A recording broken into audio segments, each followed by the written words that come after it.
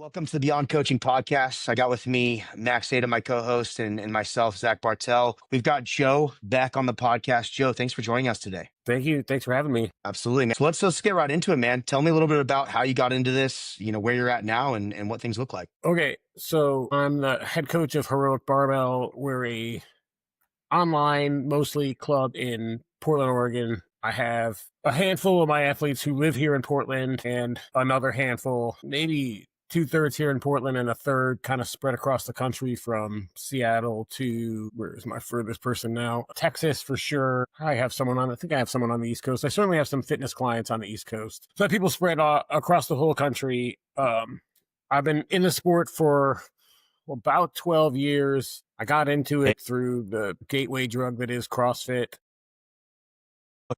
Before that, I did a bunch of different things. I was a car salesman, a warehouse worker, worked in glass manufacturing, did a ton of different things. I was in the service, and on other podcasts about how I had a drug problem, came out of that, worked as a drug counselor. And then as the drug counseling gig kind of professionalized, I pushed myself into fitness and really found the biggest accolades where I had a senior national champion one year and put him on a Pan Am team, a world team that we didn't get to go to, but dude took fourth at Pan Am's.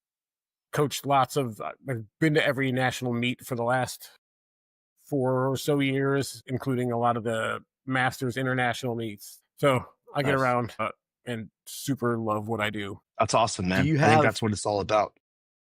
Yeah. Do you have like an actual space you're training out of, or you're just like renting a space back of a gym or something? Yeah. So like I said, I rent the platform space, the weightlifting space at a CrossFit gym, but just once a week. And then I have a nice garage gym here at the house that I train some personal training clients out of, or sometimes have the team come over to for a little personal one-on-one sessions. Nice.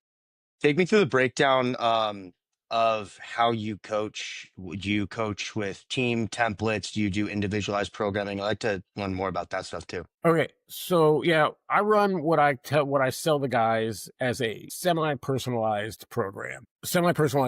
I do, if I give them programs that are periodized to their next competition schedule. So if I've got 5 guys going to Masters Worlds in a few weeks, they're all going to get not necessarily a team template, but they're all going to get the same periodization. The exercise selection from each of those guys is going to be roughly the same. The complexes for those first developmental cycles and 8s in the squats to, the exercise selection is going to be about the same. I'll personalize it in the sense that I'll give them individual primers where I want them to work on individual accessory exercises for their weak points. And I don't use percentages.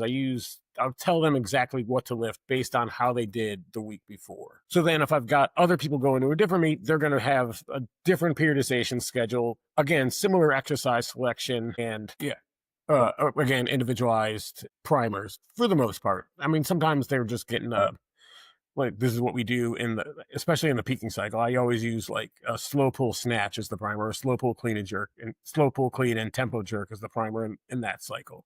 Just because as we get towards competition, we got to make it more kind of sport specific and cut out a lot of the fluff and frills. Nice. Also, if someone's not going to a competition anytime soon, you have mostly you have kind of a base competition cycle template and structure you like to follow for pretty much everything. Like you kind of go ahead. Are you there? Oh, sorry. Yeah, I was saying, do you have more okay, I like to do 8s in the squat early on and then 5s and 3s. And that's kind of your plan. That's kind of, if I came in your gym any month of the year, you'd have kind of the idea of where I'm going to go, where I'm going to start with things. Or do you individualize more than that with people? Or is it kind of base template skeleton that you build off of for each person? I mean, each month, each 4-week block, I'll make it up. And again, if everyone's going to Masters Nationals, then I won't copy and paste everything from them, but I'll take that same, skeleton and bring it over to the guys that are going to that.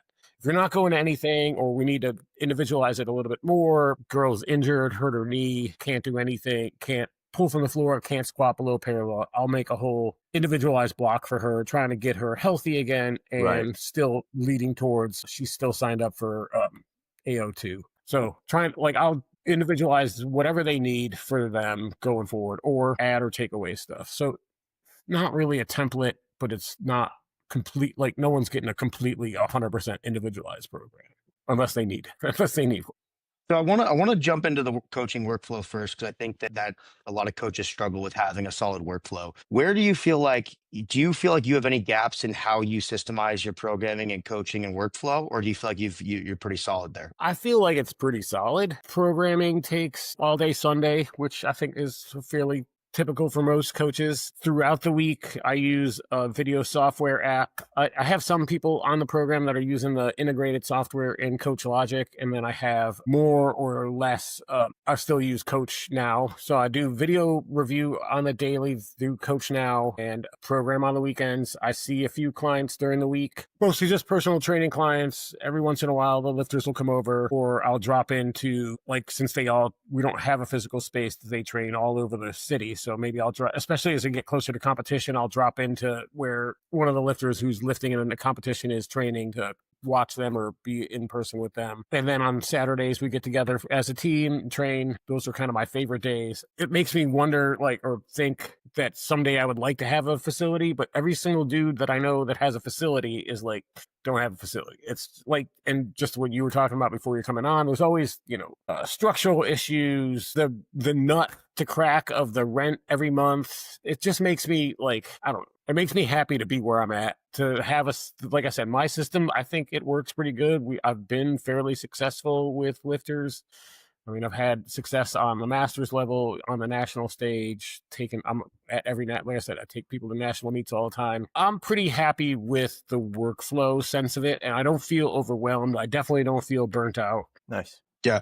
Max, I think you could touch on this. Like, as a weightlifting coach, what changed for you with opening the gym? I know you've gone through some ups and downs with it, but one of the pieces of advice you gave me, Max, back in the day was the gym is an expense for the coaching. That stuck with me and made me build a coaching business on a gym, coaching first, gym second. I think you could talk on that. I think that would be helpful here. Yeah.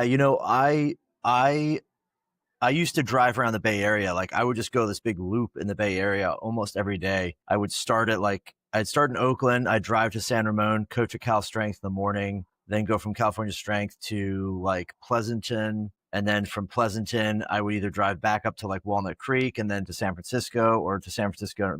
And if you know anything about the Bay Area, this is like a loop that's probably like, I don't know, 50-ish plus miles, 70 miles. And I would just go all day, morning, evening, night. And it was brutal. And so we started the gym really out of this idea, like, we can consolidate all that. But I was always of the impression that, like, I didn't want a gym. I knew gyms weren't really great businesses. And I really wasn't like in this idea of like, I'm a business guy. I was just wanted to coach. And I was like, I'm going to start a gym so that I can consolidate all that work, and just like, all it is an expense for me to consolidate all the coaching I do. So I'm like, hey, I've got 5, 10 athletes. They're all over the Bay Area. We're all going to come to this space and do that and train there. And, the reality of it is, like, once you get into it, you're kind of trapped in this place of like, you got to run the gym because you got to run a business. And so then I was at that place morning and night every day. And it was just like, you can't expand on it. It's hard to do. So as a coach, if you really, really want to coach, and like that's like critical to you, then, get yourself to a point where you feel like the gym is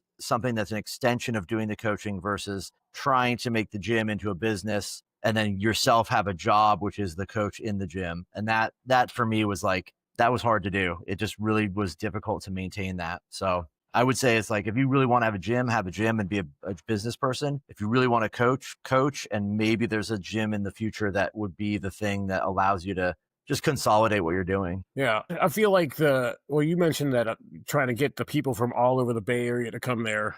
Portland's a lot smaller, and I still don't think that, I think that's one of the things that have held me back from searching out a physical location, because the people that are here on the east side where I live, or where I'd want to kind of set up a business, versus the people that are on the other side of the river, on the other side of the hills, they're not coming here. They're just not. Yeah. Especially not at 5 o'clock when they get off of work. So like, you're sort of stuck with, even if I have people all across the city, you're sort of stuck with just the regional or the localist people that are going to come every night to train. Yeah, I think one of the things I did really right was, and I didn't realize this going into it, but when I opened my gym, I did it, and I'm in Irvine, so it's pretty, it's kind of more, it's Orange County's pretty chill, but I'm in a metropolitan type of area where I'm in like the middle of 3 freeways. And so like, I didn't realize this looking back, but now I know it's like, I'm right where everyone gets off of work. And I think that's been a huge game changer. I think overall opening a gym opens doors for more opportunity, but there's going to be years of pain. And that's how it is. Yeah.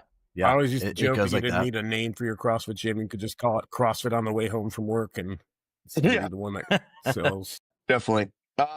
Joe, I know you mentioned like, man, you'd be in a good spot if you could add 10 more fitness clients, 10 more weightlifters. What do you think's holding you back from being able Yeah. to do that? I'm only laughing because I think we talked about it, like not having any sort of marketing plan whatsoever or doing anything to make that a reality other than like thinking that it would be cool. Like, yeah, like there's nothing holding me back other than like the lack of knowledge on how to do it and the motivation to make it a reality other than just like, that would be a good idea. Or that would be fun if that happened.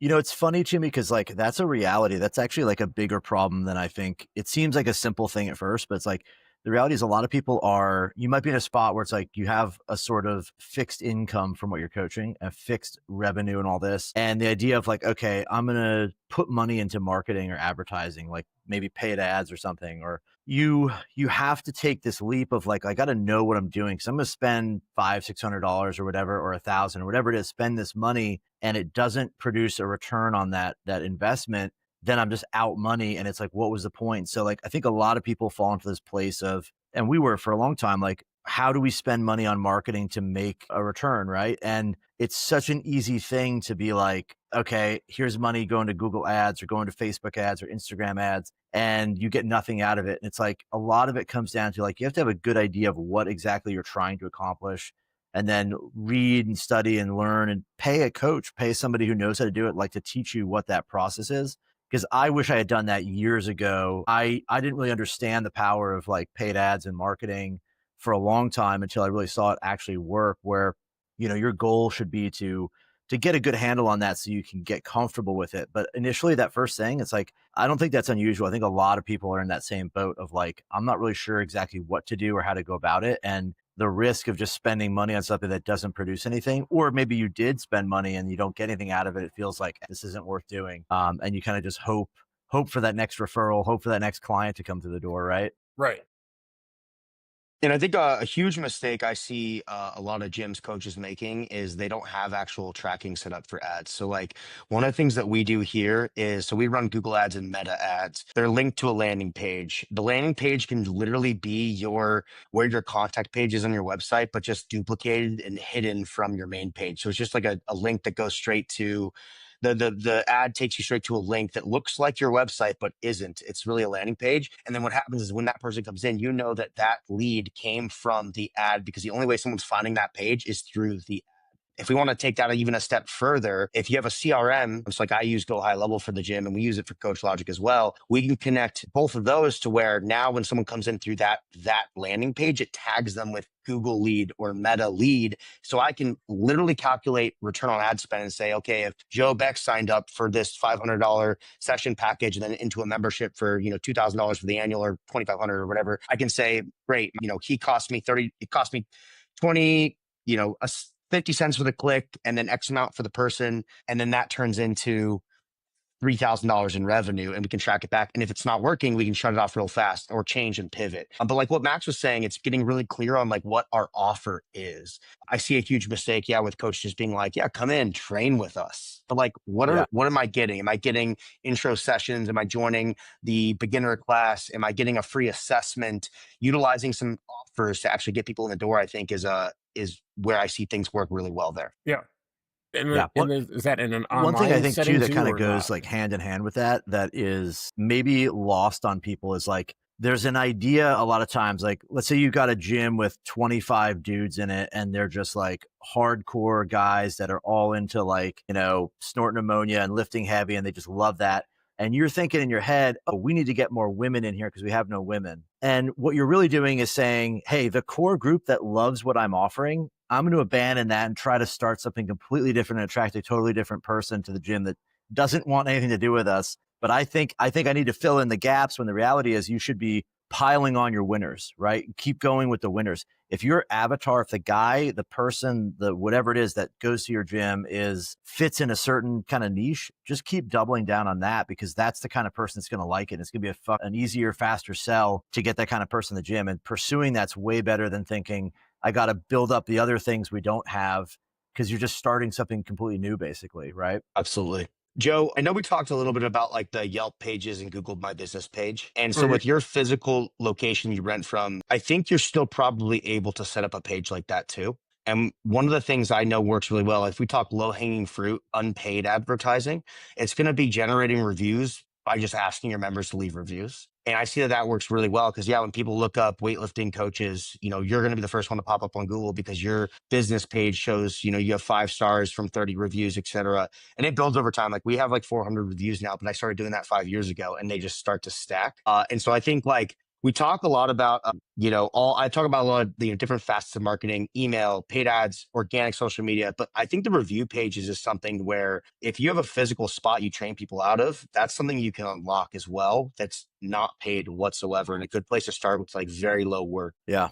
Does it have to be a physical spot? I think you need to have an address attached if it's a Yelp or a Google page. So you would need to have the address of the gym that you train out of. So that's really the tool for Yelp and Google My Business. For remote businesses, we really aren't able to, from my understanding at least, maybe it's a PO box. We could do something like that. But from my understanding, it would have to be linked to a physical address. What about your home address? Potentially. Yeah. Yeah. I mean, if you're cool with it. And people might knock on your door and say, "Hey, I'm here to train, brother." If that doesn't work, just go to your nearest strip club in Portland there and just ask them to borrow that. I spend a lot of time. That's my office. It's my office, guys. You can just pop in anytime. It is Portland, so there are plenty of them. Is that what Portland's known for? I've never been. Yeah. I mean, they used to say that per capita, we had more strip clubs than anywhere else in the country. It's crazy. Yeah, nice. That's crazy. One thing too with Google stuff is it doesn't hurt to constantly update it. Like if you do get a Google page, like use it as a way to like continually add content to that. Add new pictures, add new stuff. It'll feel like it's a lot fresher too, and people will see it, especially as they start looking for it. If you go to a Google review or Google site, you see a gym that has a picture from 5 years ago and there's nothing else in there. You just don't have any, like, I don't know if it's the same place, but if it's like, new photos, new stuff every couple of weeks or month, like you're going to feel like it's a much more active business. Yeah. We want to keep updating that stuff. On the marketing side, Joe, are you doing any organic social media right now? No. Okay. I'm terrible at it. The only thing I do with my team Instagram page is reshare what the kids post, and I will kind of push them to be like, "Hey, fucking add mention for us," and then I'll share it again. The last 4 posts on the page are like the only thing I'll like organically post on there is level 1 picks or like level 1 flyers or level 2 flyers or the WSO meet that I'm running. Those are about the only thing. I used to take time to make like meet recaps, but they take so much time. I can't remember, I was talking to one of you guys about it. Like it takes so much time to do. And when I get home from a meet, like I was just at Nationals, it takes, I don't know, a day or 2 to get caught up on video review. I had to spend I was still there in Colorado Springs on Monday, and I spent all Monday finishing up the programming that I couldn't do on Sunday because I was coaching and reffing all day. And now it's like Thursday-ish or Wednesday, I guess. And like, I don't know I didn't only have that many people there, but if it was the Masters meet, then by the time I get there, I don't know, the energy's gone and like there's zero return on the investment of time of making the things. It makes the clients feel good. And I'm happy for that. But like, yeah. So I do zero marketing and zero actual good stuff with my Instagram, much less do content about like, this is how you're better at snatching or any of those things. Yeah. So in the leads that you get, I think when we talked originally too, you're getting, maybe 1 or 2 leads a month, maybe 1 or 2 leads every other month. Are those coming all from referrals? I think so. And like word of mouth. I think of one of my female lifters who's a cop, couple hour and a half away in Washington. She just called me out of the blue, got at me on Instagram, I think it was. Through the level 1s, someone will come to me at the end of it and be like, "Hey, I'm looking for coaching." Yeah, just people that have seen me around. I've been in the Portland fitness industry for, like I said, about 12 years. So I'm fairly well known. And again, I go to meets, like people see me at meets, the Masters meets. In particular, I can, usually people will be like, "Hey," so it's all out of the blue. And it's almost sustainable, but it's not making me a millionaire, that's for sure. Yeah, well, it's my assumption is you're probably +1, -1. You got a client, you lose a client. Is that kind of where we're at? Pretty close, yes. And every time I'm Yeah. like excited, I'm like, oh, we're +1. And then someone, I don't know, it's just randomly someone who's been around for a while will drop off for my shoulder. My shoulder's totally fried out. I got to have it replaced, or work comes up for people a lot. Like I have a senior level lifter who lives in Washington, but he gets so busy through work through the summer that he'll mostly just take the time off and try to come back in the winter. So yeah. Yeah. Have you ever run any sort of intro offer, like a free clinic or how to bring a friend day or something like that, where you can bring someone in as a beginner and teach it, coach them up on the snatch and clean and jerk and give them some, tidbits, or even market it to CrossFitters that are looking to improve their weightlifting? Not really. No, I mean, I've done some of that stuff in gyms before. Like I've had Take your time, Joe. partnerships with other CrossFit gyms where I've been like, here I am at this place. You can come in and get He must have coaching from his me. wife, But his Sorry, yeah, there we go. Sorry, it keeps freezing up, but I think as you talk, it records. I'll edit this out. We should be good to go. So, sorry, did you hear what I said about the marketing stuff? yeah. So you were asking if I did any Free intro offers, clinics. free intros? Not really. No. I mean, there was a time where I worked at a CrossFit gym before the pandemic and had like cheap drop-ins, or anybody could come in there for $10 or something, but not really. I've done in my past a lot of work at CrossFit gyms where like I ran a class for them or whatnot, but no real free things, not to speak of. Yeah. So I'm a big fan of some sort of, like, especially if we're kind of in that mode where we're still kind of grinding to get to a consistent client base. That allows us to cash flow maybe more opportunities for hiring some help with Instagram, things like that. Like some ground and pound stuff where, hey, let's get you in front of people. Let's show the value. Let's coach some people up. So whether that's marketing to CrossFit owners and saying, hey, I can help coach up your lifters. I can come in for a free clinic or a paid clinic, and just shaking more hands, getting more names and talking with people. Also a bring a friend day. If on one of those days, maybe you offer to your clients, hey, do you have any friends that want to get into weightlifting? They can come in, get coached up, do a session with me, whatever it is. What I want to see for you is just names and emails. I want names, numbers, and emails so we can just build and then follow up and keep offering people, something. I've seen that work extremely well for I think the stage of the business where you're at. So we can get to the point where could we hire someone who's, on Upwork that can run your social media for $400 a month? That's where I'd want to see you get to. Right. I mean, the bring a friend thing is pretty common. I do like for the Saturday team training, people are always welcome to bring people in for that. I mean, that's converted one or two people maybe over the years that we've been doing it.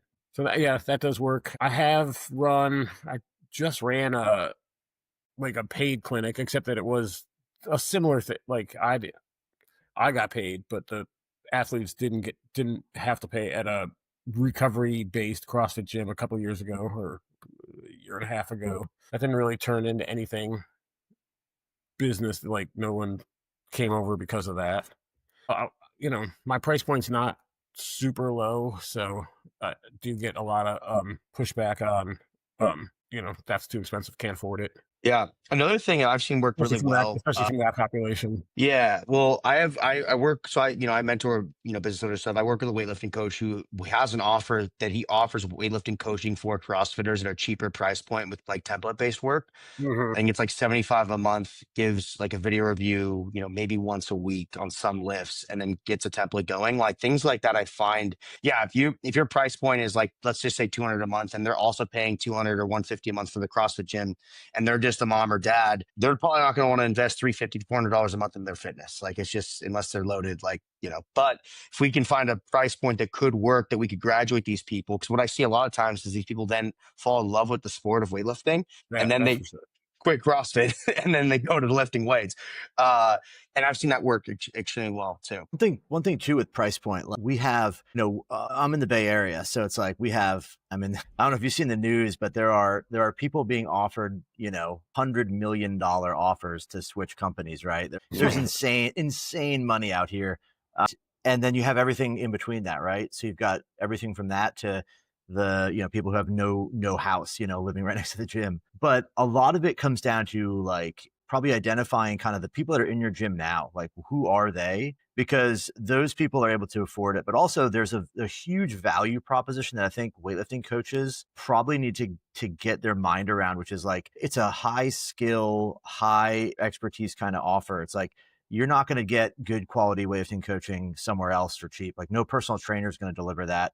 and they're going to be $100 an hour for one session. So sometimes it's about like kind of shaping the value offer you have as well versus just the price point. And it's like, if you can get behind what you believe the value is, it's a little easier to sell too. Sometimes you kind of like, as weightlifting coaches, I think we believe that price is the only thing that's important, and like, oh, it costs this much, therefore it's like, I think I'm a high price point. I know what you charge, and I would say it's low. Like, it's low for what I would say your expertise. You have 12 years in the sport. That's a really high experience level for anyone in any industry. And, I'm not saying change your price. I'm just saying, like, understand, like, a lot of times it's a value thing. People don't see the value for the cost, and that's a big thing. Joe, I think obviously your biggest pain points really are around the marketing and the sales side, is what I'm gathering. Is your vision, like, if you could just coach, like, you just want to coach, is that right? Yeah, pretty much. Okay. One of the things that I think could be helpful for people listening to this, coach listening to this, because I think you're in the same boat as there's a lot of coaches that don't want to be like the quote unquote, like the business owner, which I think is a fine route to go. Not everyone wants to just like build this like coaching empire. And I don't, like what I was saying earlier before we hopped on, it's like the grass isn't always greener. One of the things that I found, a lot of business owners or gym owners, like, using offshore workers for marketing, I think is huge. And if we break it down to, like, you could find someone on Upwork in the Philippines that'll run your full marketing schedule, calendar, everything for probably close to 500 a month, maybe less. Now, the key here is you would have to, maybe create some content, but they could tell you what to shoot. They could tell you, they could help you script even, and then they can go and post and engage it, for people for you on Instagram. And so I think like something like that is probably a logical next step, because realistically, you only need to sign three or so more clients, and it pays for this individual. And I think a lot of coaches are afraid to take the next step and invest in some things like this because they're like, oh, it's too much money. But when it's marketing and sales, it usually pays for itself. It's giving it enough time to do so. And I'd say anything that we try from a marketing or sales standpoint should take 3 to 6 months before we actually make a decision whether to pivot or combine, kill, whatever it is. And so I think that would be actually like a really good next step for you. How does one go about doing that? Great question. Yeah. So what I've done is, honestly, I've used ChatGPT, believe it or not, to create a job posting for me of exactly. So I'll dump in there exactly what I'm looking for, what I need, the type of person. I'll say, create a job posting for me for Upwork. The website Upwork's great. We use some people to help us with some data stuff on the back end for SoCal, Coach Logic, etc. Have it generate something for you. Go to Upwork, make an account, post the job posting, post the budget. So like what per hour you'd want to pay, maybe countries you'd like people to be from. I like the Philippines because, I don't know, I find they work really hard and they speak really good English. And then from there, you'll get people that applied for the job. You can host interviews, tell them that, like, ask them what their ideas are, treat them like you're hiring someone for your business, again, an employee. And then from there, go about, building out what that plan looks like. But I would have ChatGPT spit all that stuff out for you, create the posting, and then just do some interviews, and it'll be pretty clear on what you need, and it can really help you. Wow. I would have never thought that. Yeah. Yeah. Good nugget there. Yeah. Anything from you, Max, on the marketing side with any of that stuff? No, I would say, the biggest thing is like, you don't, pick digestible things you can do. Don't think you have to do the whole complete thing all at once and do like this giant, like, I got to do everything, know everything. Just think about like, okay, what's the first step I can do and how can I start? And like Zach's saying too, it's like, you can use a lot of resources that are available that are really low cost or free to get a good handle on what to do, right? Like he's saying, use like ChatGPT or something to give you a plan and start executing on all the stuff you can. And then reading, get comfortable with the idea of like learning what all this stuff is. What's a sales funnel? What's a landing page? All that stuff. Do as much as you can, go as far as you can without any kind of, like putting any money down basically, and see where you can get with that stuff. Yeah. Yeah. And treat it I think the key to big mistake we make is like, treat it just as important as meeting with a client. I think a lot of this stuff we can sometimes treat as noise, and we're like, oh, we have a 10-minute gap here, 20-minute gap there, I'm going to work on some marketing. And then it never gets done. We just go on Instagram and we doom scroll. At least that's me. Yeah. Yeah.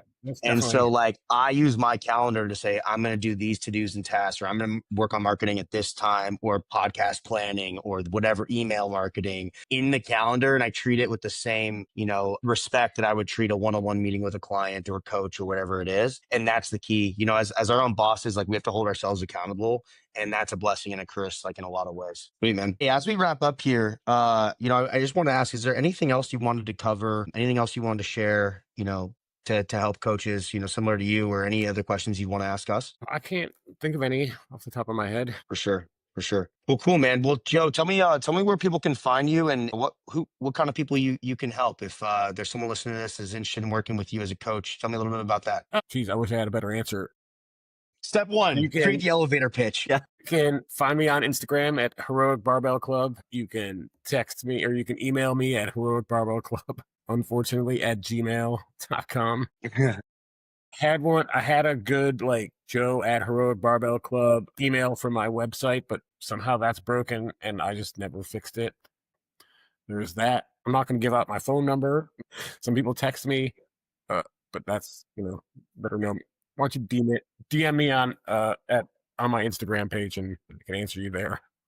Awesome, man. Well, hey, I appreciate you also taking the find time me with at us National today. Meets, and I'm pretty recognizable, so you can come up and say hi. Definitely. Yeah, man. Well, hey, I appreciate you taking the time today. I appreciate you being a Coach Logic user as well. As you know, this podcast Yes. is actually sponsored by Coach Logic. So appreciate you supporting us there too. I'm excited to hopefully maybe we can check in a few months, see where things are at, see if we can, make some progress in some of these things, and, feel free to reach out to us anytime as well. Sounds good. Thanks for having me, Phil.